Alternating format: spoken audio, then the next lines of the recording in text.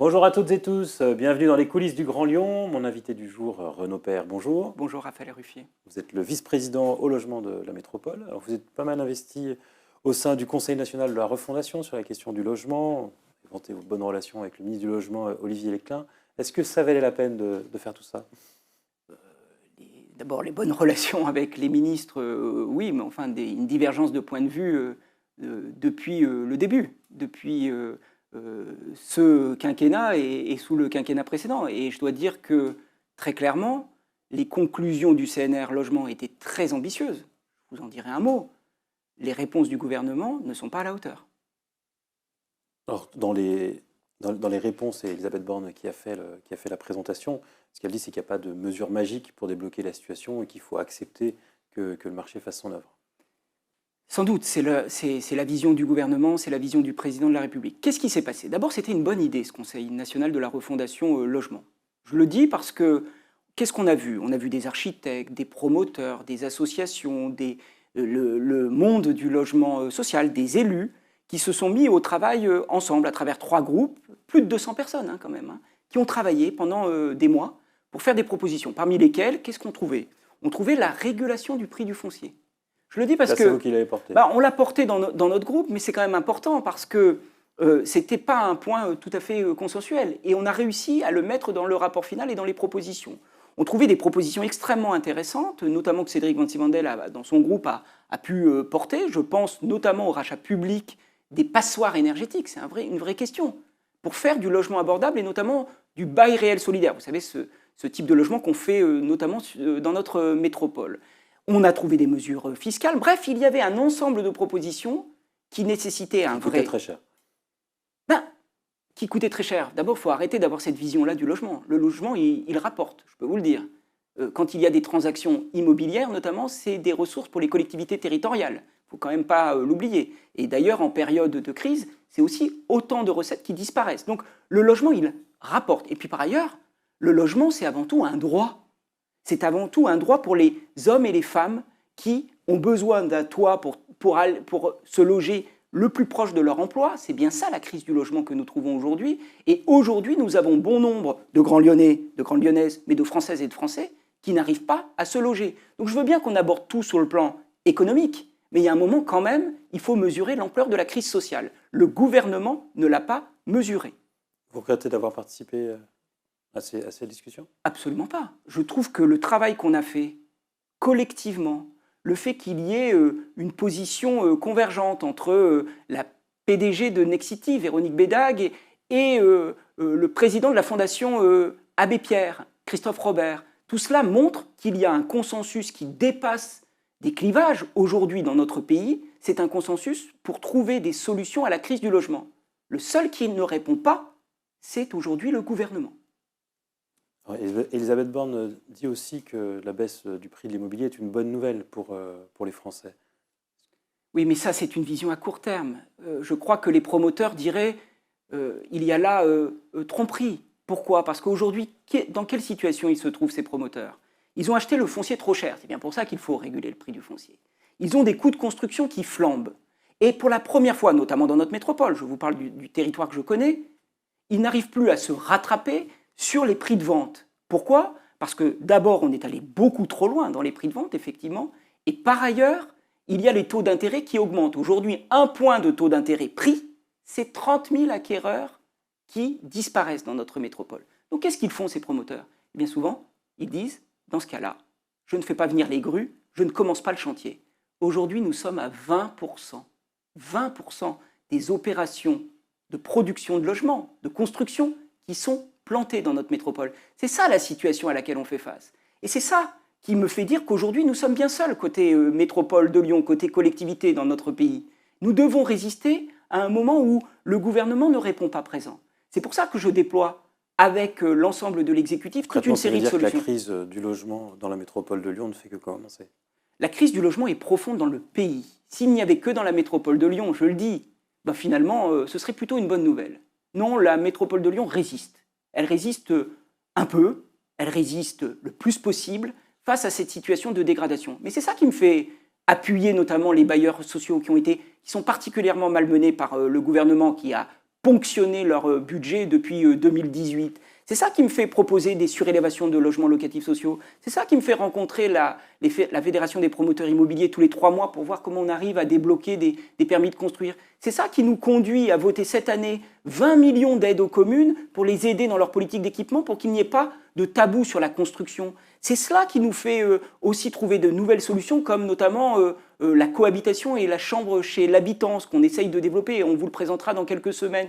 Bref, nous cherchons toutes les solutions possibles. Et il y aura notamment le grand chantier de la question des passoires énergétiques qui aujourd'hui ne peuvent plus être louées, ne peuvent plus être vendues. Et donc il est peut-être utile de réfléchir à un achat par la métropole pour produire du logement social, notamment dans les arrondissements ou dans les communes où nous n'arrivons plus à ouvrir, où nous n'avons plus de foncier disponible. Et c'est aussi cela qui nous a conduit à avoir une politique de préemption. Je le dis, l'année dernière, nous avons dépensé 50 millions pour faire du logement social là où il n'y a plus de foncier disponible et qui nous permet finalement d'avoir une mixité sociale dans l'ensemble de notre métropole. Alors, sur le droit de préemption, Elisabeth Borne est intervenue là-dessus pour dire qu'il fallait aider les collectivités à le faire. Alors, la préemption, de toute façon, nous n'avons pas attendu le gouvernement, c'est sur nos ressources propres, mais il y aura d'autres sujets à ouvrir et qu'il faut ouvrir avec le gouvernement. Oui, on a une vraie question aujourd'hui sur la question de l'hébergement. Quand il n'y a pas de production de logements, quand il n'y a pas de construction, c'est toute la chaîne qui est enquistée. Et notamment la question de l'hébergement d'urgence, qui est une compétence d'État. Alors nous avons beau déployer toute notre énergie, et c'est ce que nous faisons, pour mettre à l'abri. 2600 personnes, quand même, ont été mises à l'abri par la métropole en 2022. Je vous montre que c'est là une mesure extrêmement importante quand vous ramenez cela à la situation pré-Covid, c'est-à-dire 2019, où il n'y en avait que 40 qui étaient mis à l'abri. Vous voyez quand même les efforts que déploie notre métropole depuis 2020 pour trouver des solutions. Mais sans l'État, nous ne sortirons pas de la crise. Sans l'État, nous aurons beau résister, nous avons des jours sombres devant nous. Je reviens sur les promoteurs. Ce qu'ils attendaient, eux, surtout, c'était une prolongation du dispositif Pinel. Ça, ce n'est pas un dispositif que vous souteniez, si vous donnez plutôt raison au gouvernement d'avoir renoncé à ça. J'ai aucun tabou.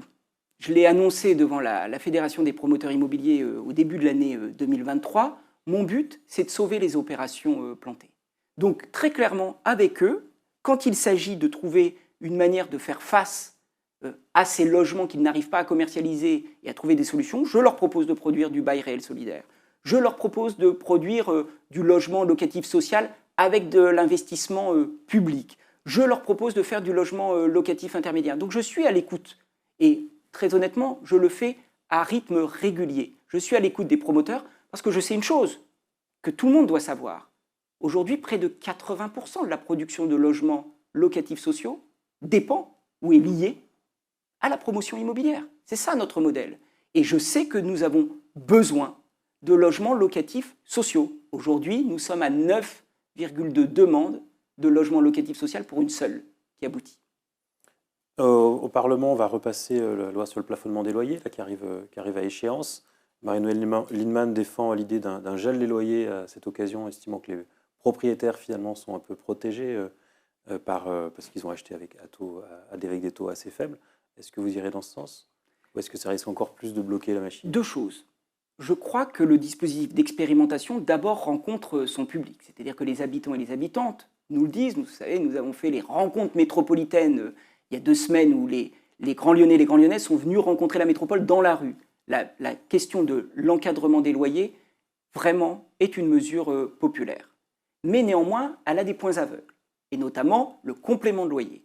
Mais ma méthode, je la souhaite ainsi en tout cas, c'est celle du dialogue, notamment avec les professionnels de l'immobilier. C'est pour ça que j'ai tendu la main, notamment à la FNAIM, pour leur dire, est-ce que sur ce territoire où nous arrivons à travailler ensemble, nous ne pourrions pas nous mettre autour de la table et définir ce que nous entendons par complément de loyer? La main est tendue, j'attends la réponse. Ça, il n'y en avait pas. Mais sur le fait qu'il faille bloquer... Je pense qu'il faut aller plus loin, et notamment parce que le complément de loyer permet des entorses à la mesure même d'encadrement des loyers. Donc j'espère que par le dialogue, on va avancer sur le complément de loyer. Si par le dialogue, on n'y arrive pas, alors peut-être que le législateur devra prendre ses responsabilités. Dernier mot sur zéro artificialisation nette. On sait que c'est aussi un point d'achoppement pour les promoteurs immobiliers, mais c'est aussi une nécessité écologique. Est-ce que vous êtes pour le moratoire qui est en train de se dessiner au Parlement? Je crois que tout moratoire qui ralentit l'engagement dans la transition écologique est totalement suicidaire, je le dis très clairement. Par contre, il faut une méthode. Il faut véritablement mobiliser tous les acteurs qui vont œuvrer au développement de la ville. Mais oui, aujourd'hui, la ville ne peut plus être développée de la même manière. C'est tout ce qui nous anime hein, dans la modification du plan local d'urbanisme et de l'habitat, ce que nous travaillons en ce moment et ce que nous travaillons en concertation. Et précisément, nous allons travailler à des zones le long des lignes de transport en commun fortes, tramway, métro, des zones où il faudra densifier plus. Donc c'est ça que je réponds notamment à tous les acteurs du logement. Il y a des endroits où nous allons construire plus. Aujourd'hui, la question, et c'est ça le zéro artificialisation nette, ce n'est pas le débat faut-il construire ou ne faut-il pas construire, c'est où faut-il construire. Et un dernier mot plus politique, vous faites partie de cette gauche qui a l'air un peu perdue, en recherche d'un chef de file en ce moment en tout cas. Alors vous invitez Paul Magnette le 11 juillet, ça veut dire que l'avenir pour la gauche passera par la Belgique? C'est un auteur d'un livre remarquable qui s'appelle La vie large, où il nous montre que la transition écologique est aussi importante que l'a été la révolution industrielle pour la gauche, mais surtout pour la société. Et que les classes populaires ne doivent pas être laissées sur le bord du chemin. Je crois que c'est ce que nous portons depuis des années, un certain nombre d'entre nous, sur ce territoire notamment. Donc je suis très heureux de l'inviter pour qu'il nous explique comment on peut mettre en place des mesures, une sécurité sociale et environnementale, une logique de redistribution, des mesures fortes, notamment en matière d'investissement, pour embarquer tout le monde, et notamment les catégories populaires. Et nous le discuterons avec Marie-Charlotte Garin le 11 juillet, à l'initiative de la Manufacture de la Cité. Je crois que ce sera une soirée importante pour l'ensembre des forces de gauche. Mais pour vous, c'est un leader européen pour la gauche? Pour moi, c'est un des hommes qui compte, mais il y a des femmes et des hommes nombreux et nombreuses qui comptent dans ce pays, en Europe. Et d'ailleurs, les élections européennes semblent être un très grand enjeu. Quand on voit la montée des conservatismes dans tous les pays d'Europe, je crains pour la prochaine mandature, à la fois pour le Parlement européen, pour la Commission européenne, au moment où l'agenda social n'est que très fragile. Et là, nous avons besoin effectivement de toutes les forces de gauche, avec des forces de proposition et de l'action. Quand vous dites que je suis perdu, je n'ai pas l'impression d'être perdu. Moi, je crois que le salut viendra du bilan et de l'action. Et donc, c'est bien pour ça que nous agissons du côté de la métropole de Lyon. Et j'espère que c'est par ces territoires qu'on montrera qu'on peut agir autrement. Ce qui veut dire qu'en 2026, vous serez d'une liste d'union avec les écologistes? 2026, c'est très loin. Je vous parle c'est pas sûr alors. 2026, non, mais bien sûr, j'ai toujours appelé à l'union. Rappelez-vous, je crois même qu'on avait fait une interview ensemble avant 2020. Donc je plaide pour l'union des écologistes et de la gauche, évidemment. Mais parler de 2026 comme le font un certain nombre aujourd'hui, je trouve ça un tout petit peu hasardeux au moment où il y a une crise aussi profonde et où je le dis. Vous parlez de Grégory Doucet qui a annoncé sa candidature en décembre dernier. Quand nous sommes aux responsabilités, nous devons agir jusqu'au dernier moment, parce que c'est sur notre bilan que nous serons jugés. Et j'espère que ce bilan sera positif, mais je crois que nous mettons tout en œuvre pour qu'il le soit. Grégory Doucet, on a parlé trop tôt, alors, à vous entendre. Je ne sais pas, mais c'est sans doute sa position qui le conduit à faire ça. Moi, je dis, ne parlons pas de 2026, nous avons encore beaucoup à faire. Renaud Père, je vous remercie. Et puis moi, je vous dis à demain pour une nouvelle émission des coulisses du Grand Lyon.